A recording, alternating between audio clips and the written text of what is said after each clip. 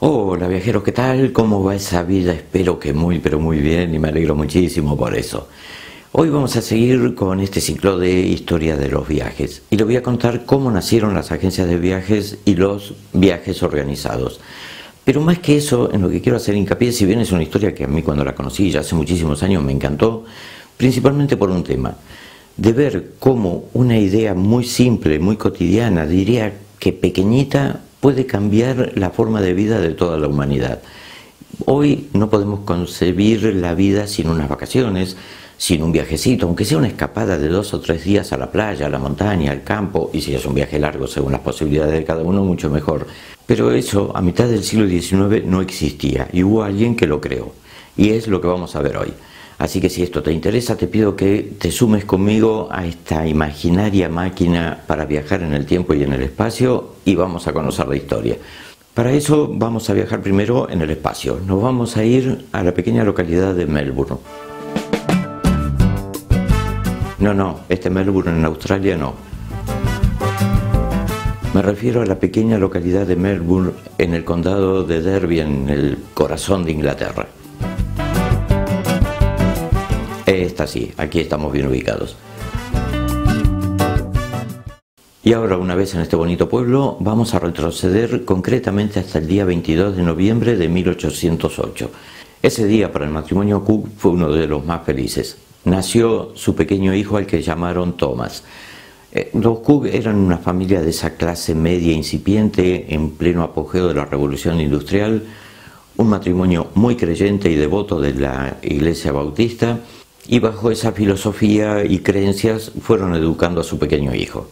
Pero cuando el pequeño Thomas tenía 3 años, fallece su padre, y su madre se tuvo que ocupar no solamente de seguir criándolo, sino de mantener la casa.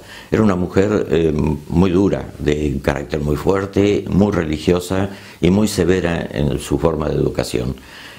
Cuando Thomas tenía más o menos 10 años, deja los estudios, que por otro lado era algo muy común en la época, ¿no? Los chicos más o menos a esa edad ya dejaban de estudiar y se ponían a trabajar.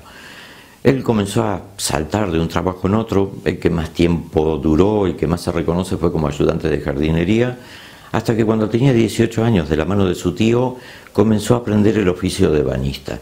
Esta profesión la ejerció durante unos cuantos años y le sirvió, como se dice aquí en España, para ganarse las lentejas. Pero él tenía una fuerte vocación religiosa también, y a los 20 años ingresa en la Iglesia Bautista como misionero. Empezó a recorrer los pueblos de la comarca evangelizando a los vecinos. Y poco tiempo después se convierte en pastor. Cuando tenía más o menos 25 años, en 1833, pasa a formar parte de la Sociedad de la Templanza. Esta era una sociedad que pertenecía a la misma Iglesia Bautista y se ocupaban de luchar contra la lacra más grande que tenía el Reino Unido en ese momento, que era el alcoholismo. Ellos eran abstemios y esta asociación luchaba realmente con mucha fuerza para combatir ese gran problema que tenían. Es un poco, o fue un poco, las bases de lo que hoy conocemos como Alcohólicos Anónimos. Para ese entonces Thomas estaba como pastor en el pequeño pueblo de Lochbara, que estaba a unos 17 kilómetros de Leicester, donde él se reunía con esta asociación. Para julio del 41, en este pueblo se comienza a organizar una gran reunión de lucha contra el alcoholismo. Un mes antes, en junio, cuando Thomas iba hacia Leicester, que ya les digo, eran más o menos 17 kilómetros, y si bien había un ferrocarril muy precario, muy de los principios, aunque era el mejor medio de transporte que existía en ese momento, la mayoría de la gente que iba de un pueblo al otro lo hacía caminando, por un camino polvoriento, pero también, como saben, en Inglaterra llueve mucho y muchas veces era un auténtico pantano. Y en esa oportunidad lo estaba haciendo a pie e iba con la idea de transmitirle a sus compañeros de la sociedad de asistir a esa especie de congreso. Mientras caminaba, porque era un trayecto bastante largo, se puso a mirar, a poner atención a las vías del ferrocarril que transcurrían paralelas al camino. Y ahí se le ocurrió la idea de poder organizar el grupo y llevarlos en tren y luego regresar también en tren para no tener que hacerlo caminando. Cuando llega Leicester a la reunión, propone esa idea, obviamente fue aceptada de inmediato y por unanimidad, y al día siguiente le escribe una carta al secretario de la empresa de ferrocarril, porque su idea era que si compraba todos los pasajes de una sola vez, todos juntos, les iba a salir más barato que si cada uno lo compraba individualmente. Y esto fue lo que propuso: fletar un tren especial para toda esta gente, llevarlos, traerlos el mismo día y a ver qué precio le pasaban. Obviamente la compañía de ferrocarril, que les convenía muchísimo, les hizo un muy buen precio. Ahí Thomas empezó a vender esos pasajes no solamente entre los compañeros de la asociación, sino entre los familiares, feligreses de la iglesia, vecinos del pueblo, y reunió, según los datos, porque aquí hay diferentes valores que dan según la fuente que he investigado, algunos dicen 540 y otros dicen 570, de todos modos eran una barbaridad. Y ese 5 de julio de 1841, desde la estación de Leicester sale el primer tour organizado de la historia. Cada uno de los asistentes pagó ese tour, ese viaje, un chelín, lo que hoy representaría unos 3,5 €, $4 más o menos. Y le incluía pasajes de ida y de regreso y un almuerzo.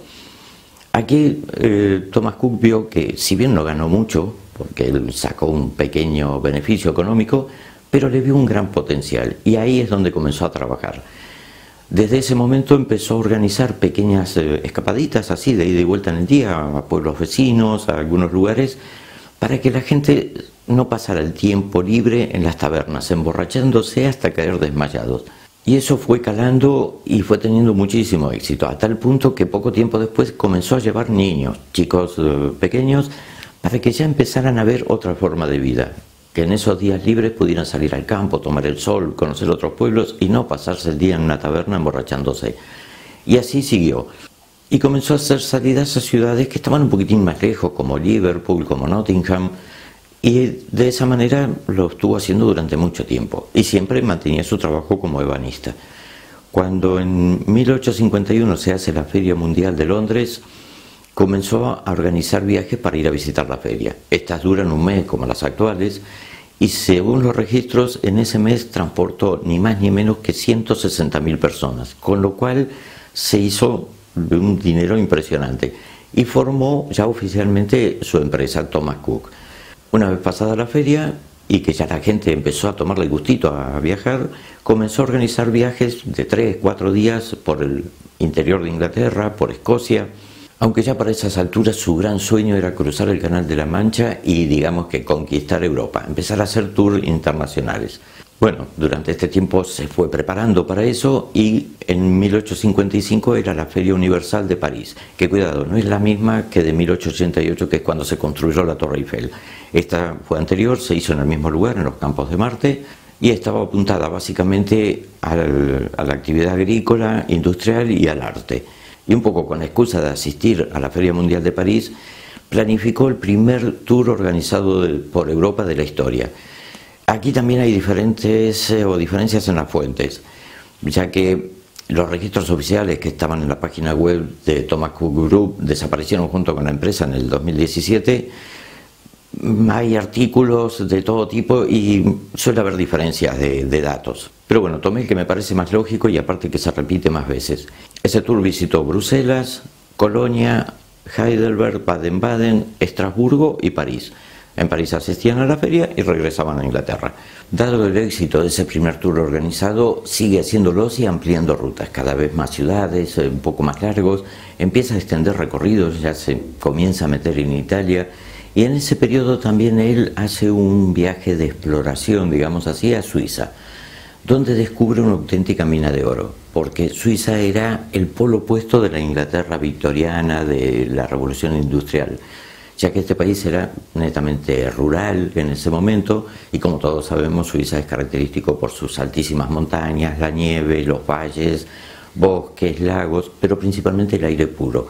Mientras que Inglaterra en ese momento era todo lo contrario, si bien su auge, su crecimiento económico era muy importante, el más desarrollado de Europa por entonces, eso también tenía su contrapartida en las miles de chimeneas que estaban quemando carbón mineral para las industrias que hacían la atmósfera realmente irrespirable. Los cielos grises, las ciudades negras de hollín, esa niebla que durante décadas fue muy famosa, la niebla londinense, que no era tal, en realidad era smog, contaminación, polución, y vivían respirando todo eso.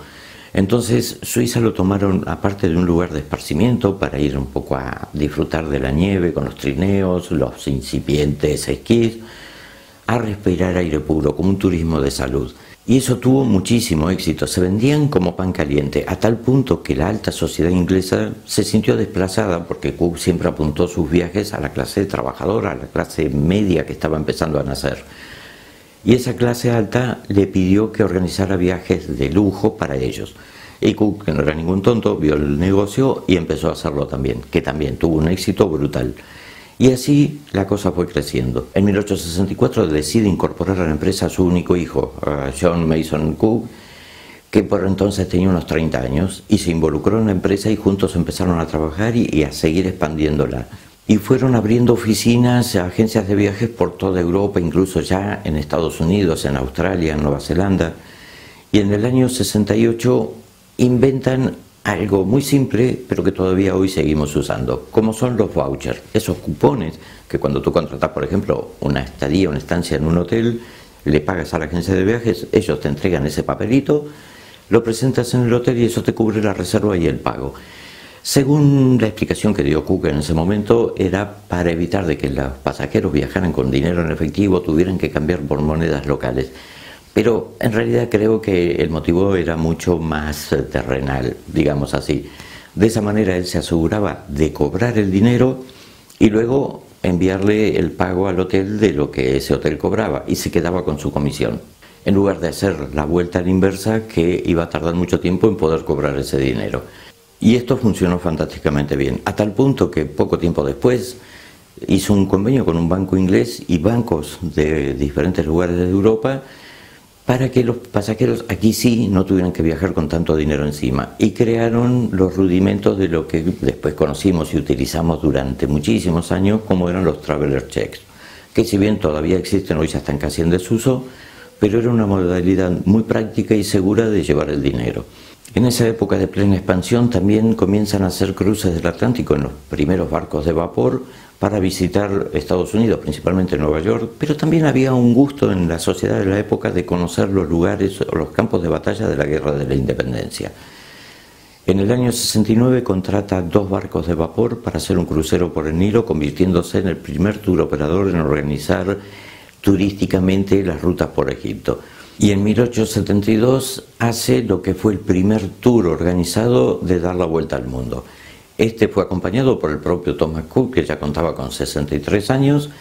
Fue un viaje que salió en barco desde Inglaterra a Nueva York, luego cruzaron todo Estados Unidos en tren hasta San Francisco, de ahí a Japón, de Japón a China, de China a India, y como ya estaba recientemente inaugurado el canal de Suez, de India fueron directamente a Egipto, y ahí los pasajeros regresaron, terminaban el tour y regresaban a Inglaterra.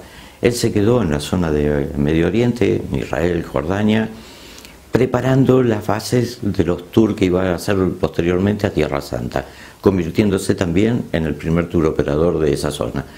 Y abrió una oficina en Israel. Este viaje a Thomas Cook le llevó 222 días. Fue el último gran viaje que hizo y ya en 1878 se jubila, deja la actividad y en 1892 fallece.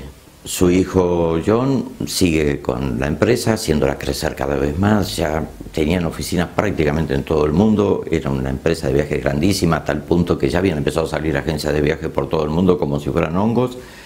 Y esta actividad ya empezó a tomar forma.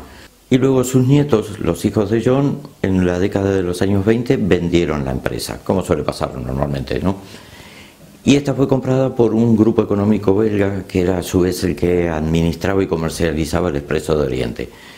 Lo tuvo poco tiempo, luego lo compró un grupo económico alemán con un banco alemán al frente que siguió la expansión y la estuvo trabajando hasta los inicios de la Segunda Guerra Mundial, momento en el cual el gobierno británico dice no puede ser que nuestra empresa estrella que está en todo el mundo, que es la líder mundial, esté en manos de nuestros enemigos. Entonces la nacionalizó, la expropió. Y esta estuvo bajo el control estatal durante muchos años. Si no recuerdo mal, alrededor de los años 70, más o menos, 60, se vuelve a privatizar y pasó por diferentes manos de diferentes grandes grupos económicos y siguió creciendo a tal punto que llegó a tener una línea aérea propia para sus propios pasajeros muy grande. Hasta que en el 2017, hace menos de 3 años, así repentinamente quebró, entró en cesación de pagos, dejó a todo el mundo tirado, fue un auténtico caos y así se termina la historia de un verdadero imperio turístico. Así que bueno amigos, espero que esta historia les haya gustado. De ser así, que le den un like. Si aún no estás suscrito al canal, lo puedes hacer clicando este botoncito que está aquí en el ángulo inferior derecho. Más abajo está la campanita, dale clic ahí para recibir las notificaciones de nuevos vídeos. Como siempre, darles las gracias, les mando un abrazo muy pero muy grande. Cuídense mucho, quédense en casa y ya nos vemos en el próximo vídeo con otro tema. Hasta la próxima.